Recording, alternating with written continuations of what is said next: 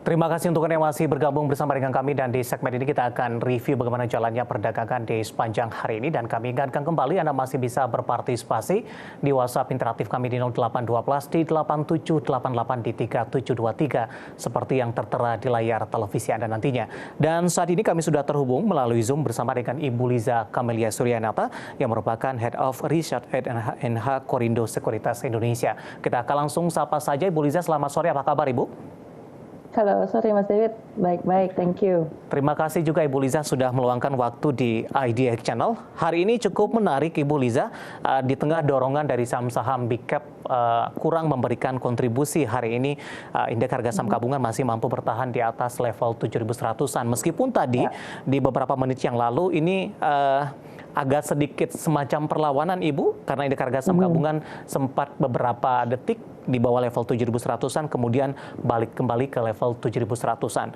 Bagaimana analisis Anda dari sisi teknikal pola pergerakan hari ini, sementara di sisi lain para pelaku pasar masih menunggu data non-farm di Jumat pekan ini dan juga pertemuan The Fed di pekan depan?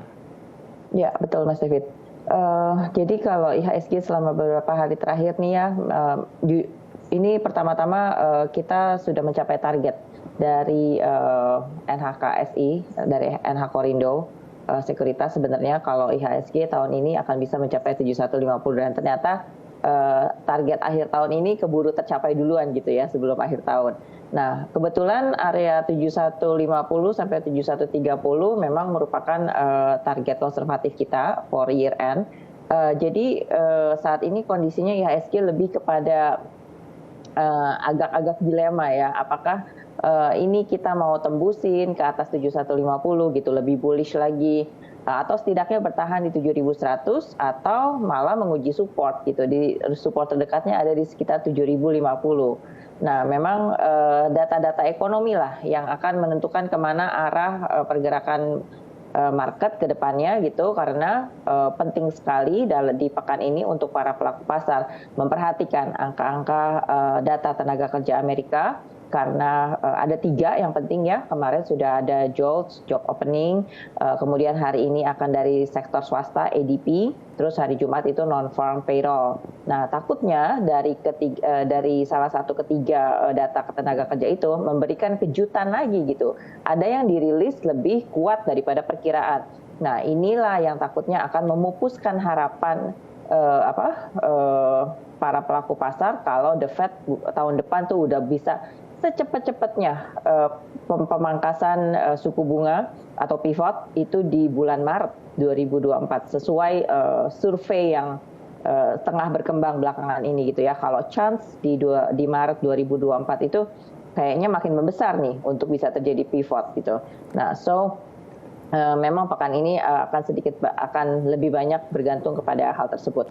Baik, Ibu Liza, yang cukup menarik adalah kalau kita amati di jelang-jelang pertemuan The Fed, saham-saham big cap tampaknya tidak mengalami penguatan yang cukup signifikan. Kondisi ini langsung diambil oleh beberapa sektor, infrastruktur, barang baku, ini bergantian menjadi penopang indeks harga saham gabungan. Dan kebetulan saham-saham yang ada di infrastruktur dan barang baku ini memiliki dari sisi fundamental aksi korporasi yang cukup mumpuni, sehingga penguatannya juga sangat-sangat signifikan. 3 saham Prajogo Pangestu hari ini kembali menjadi penopang Ibu Liza. Langsung saja kita ke BRPT yang hari ini menguat signifikan. Teknikal selanjutnya, analisis Anda untuk BRPT. Oke, BRPT ini sedikit banyak ditopang juga oleh melemahnya harga crude oil ya. Jadi karena bisnisnya itu petrochemical, kalau harga crude oilnya melemah, mereka diuntungkan. Nah, dari sisi teknikal ini hari ini akhirnya confirm jadi pola bullish reversal double bottom, di mana neckline 1190 hari ini confirm ketembus, malah harga sahamnya langsung arah. Untuk targetnya masih ada chance bisa ke 1400 sampai 1420. Buat yang udah punya silakan average up bertahap, tapi harap dikurangi lotnya gitu ya. Jangan terlalu banyak karena area TP-nya sudah hampir dekat, or bisa ke level tertinggi sebelumnya ada di sekitar 1500-an. Baik, Penutupan hari ini di 13.10 menguat di 24,76% untuk BRPT, dan lagi-lagi keputusan investasi ada di tangan pemirsa IDX Channel. Kita beralih ke brand Ibu Liza yang hari ini juga menjadi salah satu penopang masih dari saham grup Prajogo Pangestu, dan kebetulan juga ada pertanyaan Ibu. Saya akan coba bacakan. Ibu Lestari dari Jakarta, tapi baru ingin entry untuk brand. Analisis Anda dengan penguatan hari ini, masih ada ruang penguatan dan entry level yang direkomendasikan untuk brand? Brand ini nggak bisa dipungkiri bahwa uptrendnya ini sangat kuat sekali. Dari sejak IPO harganya tertib berjalan di atas MA10 di dalam channel uptrend juga. Jadi kedepannya brand saya rasa punya chance untuk ke target berikut di sekitar angka 8.000, tentunya angka bulat, kemudian 8.500. Tolong perhatikan supportnya, kalau brandnya closing di bawah 6.800, mungkin itu saatnya untuk TP kurangi posisi, dan support yang lebih ekstrim ada di sekitar angka 6.600. Baik, dan sekaligus tadi menjawab pertanyaan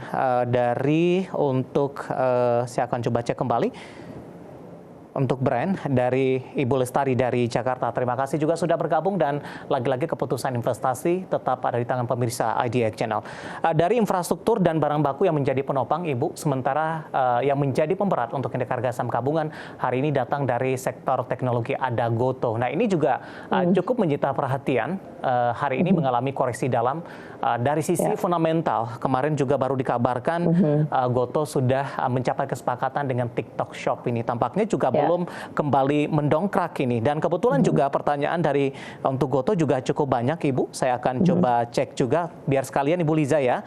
Yang pertama, support dan resistennya untuk entry Gotoh sebaiknya di harga berapa di tengah pelemahan yang terjadi. Kemudian juga menanyakan Gotoh ini juga tidak menyebutkan nama dan lokasi, cenderung turun lagi, bisa entry buy di harga berapa, di range harga 90, kemarin juga sempat menyentuh di atas 100-an Ibu Liza. Oke, langsung aja saya jawab, Mas David. Kalau support terdekat ada di sekitar angka 90, kemudian next-nya 85 atau 78 ya. Itu berdasarkan Fibonacci dan moving average. Lebih afdol sih kalau misalnya kita bisa dapat di sekitar 85 sampai 80. Tapi sebenarnya kalau uptrendnya kuat, dia rebound di 90 pun juga sudah cukup sah gitu ya. Karena itu merupakan posisi MA20. Nah, sebaliknya kalau nanti dia ada technical rebound, kita average up-nya kalau sudah di atas MA10, which is 96. Target awal untuk Gotoh adalah untuk bisa kembali ke atas angka 100, of course. Kemudian level tertingginya ada di sekitar 112 sampai 116 titik high kemarin. Secara jangka panjang, mungkin Gotoh ini lagi sedang berusaha membuat uptrend.